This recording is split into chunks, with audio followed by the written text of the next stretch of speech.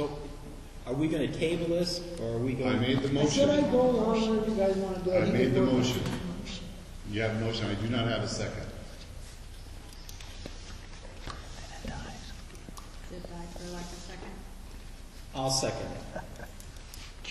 Read your motion again for me, please. The motion is as written on item 5A, and all it is authorizing staff to move forward and prepare a general manager's role responsibilities as it relates and amended to the district's organizational charts. Basically, give us roles, but I've also stated very clearly that we've got to have a maintenance plan, so on and so forth in here before, and as Jim articulated, it has to align. You can't just write a job description and a title and not have the work behind it. Because we said, what work is not being done today, and that's where Pete's coming back and saying, well, based on what I've heard is, I know I might not have this in a month, because I'm going to have to put this other knowledge and documentation and support behind it to say, I need an operations supervisor, here's the roles and here's the work below it. That's what has to come back. I'm satisfied with seconding it. Okay. All right. We've kind of gone through comments before we had the first and second. I'm just going to go ahead and call for the vote. All in favor of moving forward? Aye. Anonymous. Okay. Thank you all. Okay, next item on the agenda, which I jumped to a few minutes ago, item 5B, and this is adoption of a resolution approving a revised policy on employee benefits, including medical, dental, and vision, and eligibility thereof. This is a very lengthy package, pages 27 through 75. And if I want to summarize this, I'm going to do it in a very simple manner. We're going through and saying, we're clarifying that anybody hired since January 1st, 2016 is not eligible for post-medical retirement benefits other than a minimal amount. And that's basically what the resolution is stating. It doesn't resolve the gas fee situation that Wes has brought up that we were not funding before. It does not resolve that. That's still on the books for consideration, and we will have to come back and make that determination once we get more information on it. But what this does to me is it draws a line in the sand for going forward. Anybody hired After the 1st of January this year will not be eligible for the district-supported medical benefits after retirement. So there may be a minimum payment. I mentioned that. Okay. Okay. So that's what that is for. So I'll move approval. Okay. Let me clarify. So is it for full-time employees hired after 16? Yes. Yes. It's for anybody. Okay, and Anyone that's I'm looking eligible for it, I can't- for the medical benefits and goes into retirement and retires from the district with the medical benefits would then, if they were hired after the first, they would pay the difference between whatever plan they're in, and the amount of contribution of the district if we were required to have them. They would have to do their own contribution. They would pay full board, basically. Yes. Okay. So you want I'll second. to? Okay. Dan made the motion to accept the recommended motion as written. Jim seconded. Comments, Henry? Well, these employees are not really vested in anything. They're at will, they're unrepresented, and when it comes right down to the end, another board can just say, I think it said right in there someplace, is that, you don't get this benefit. So it's probably a much ado about nothing, because who knows what another board will do a long time from now when somebody gets to retirement age on these medical things. So, yeah, I would go along with it for now, but they're not represented, but they don't have, under Myers and Lewis Brown, they don't have collective bargaining, they don't have anything else. They're just there. And I don't know. Yeah, I'll go along with it. Mr. Jimmy? I think it kind of closes, puts to rest some of the questions we still have until that outside audit is done, which I think we're still on track for. Getting someone in here to look at the documentation and make a no-kidding decision with no bias hired, that's what they're hired to do. But we're trying to make it as crystal clear as possible that when you sign on the dotted line, you are or are not getting those benefits. Mr. Russ? Fine. Well, I think it clarifies a lot. This will become part of the new employee booklet that will be up to date, and more will be provided with one of those copies real soon. That I think is Thank you. And the new employee will be told that he can contribute to a retirement plan. No, the retirement plan. To To a medical. a medical plan, yes.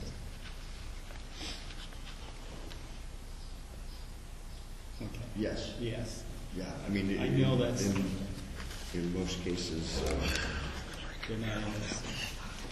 yeah, they don't get into that level of detail, but this is, we've seen the importance of having to convey the message clearly. Yes. Any public comment on this?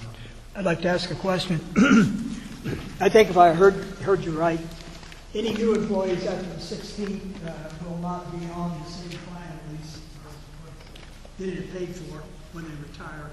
They may have some kind of a discount plan to pay for. So there's a government thing that we might have to pay a Right, minimum, and they would have the option, if they wanted to keep the same insurance, to pay the delta. Okay, yeah, I understand that. That's okay.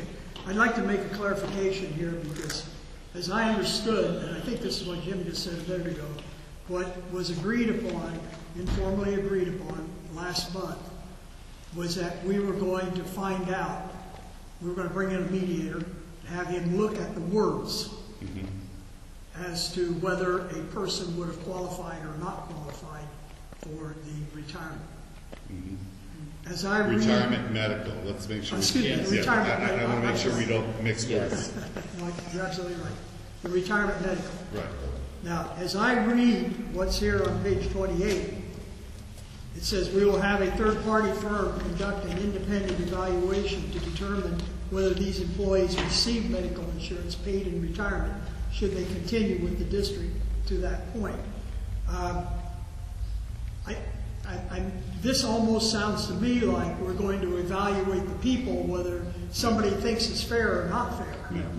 We're going to evaluate the words. We're going to go back to that original package that goes back 15 or 20 years, and the interpretation, there's some questions there. That's what we're going to That's fine. We're going to evaluate words, though, not people. Exactly, and then we're going to also validate that audit that we had done for the Gatsby 45. That's what we're moving to get that resolved for the district. And also, this is off the subject, but, I sat down and I did a little pro forma, and I just took the actual people, if it ends at this point in time, and you end up with roughly $5 million it's going to cost over the period of time. And the present value of $5 million at 5%, just simple math, is really only about $480,000, not $880,000. So it's a big difference. Okay.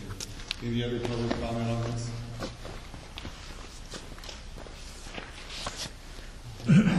Create a presentation for you guys to consider.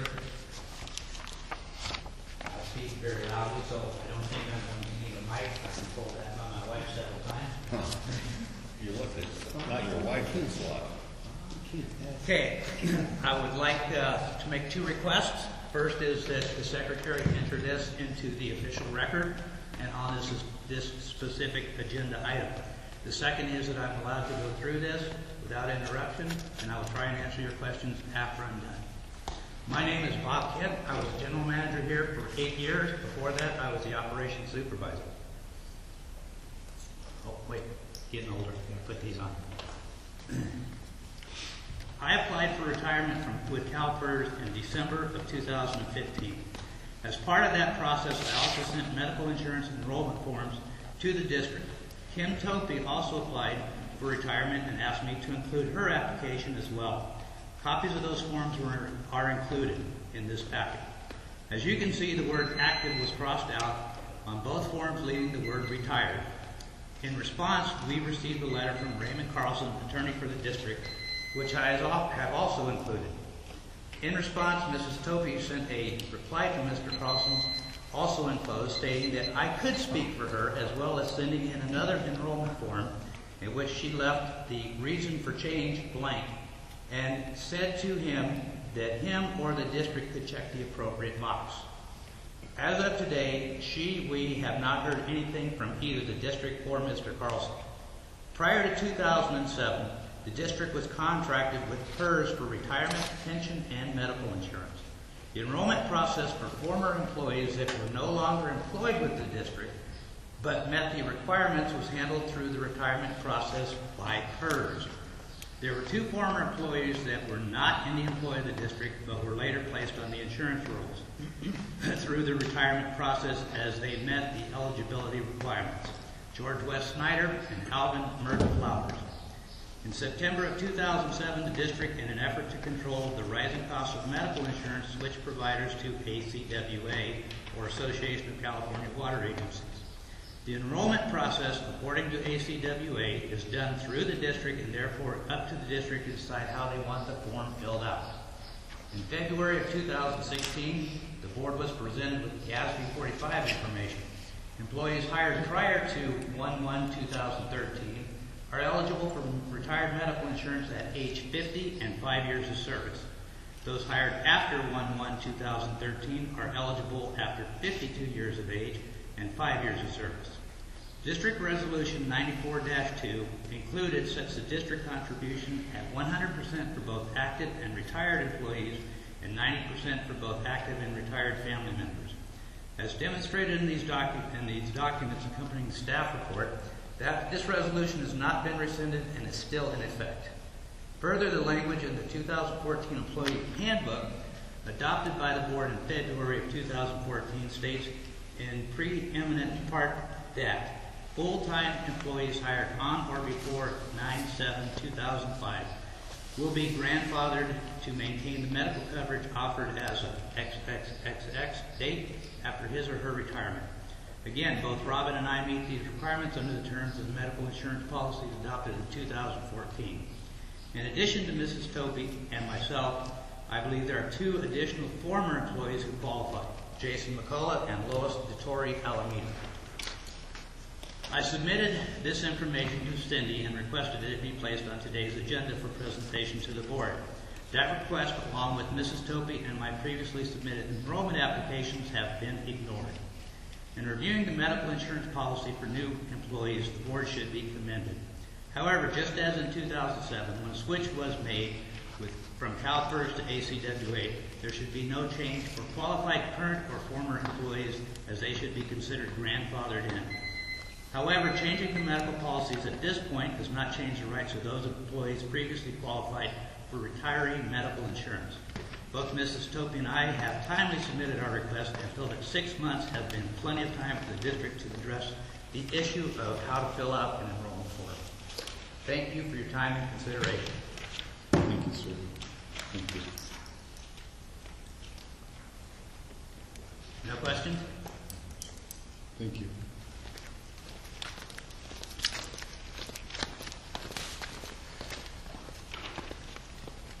Okay, back while we're on the issues of medical, we still have this pending approval. We had a first and a second to adopt this resolution. We've had public comment, so I call for a vote now. All in favor? Aye. Henry, aye? Well, I have a question. Okay, we're going to retract the vote for a second, though, because he has a question. Well, what we just got here, does that affect anything? Hold on, I can't hear you. I'll speak louder. I said, what we just received is what we're gonna vote on. Does that affect this in any way? I mean, No, this issue here is really to be outside our scope. I know it's medical issues are on the agenda, but due to the sensitivity, we really need, ask. Okay, I understand. Yeah, okay. No, it's not going to change anything. This is employees moving forward. This is employees, employees moving forward. I guess you asked me to go on. Okay, so all in favor? Aye. We have unanimous. Okay,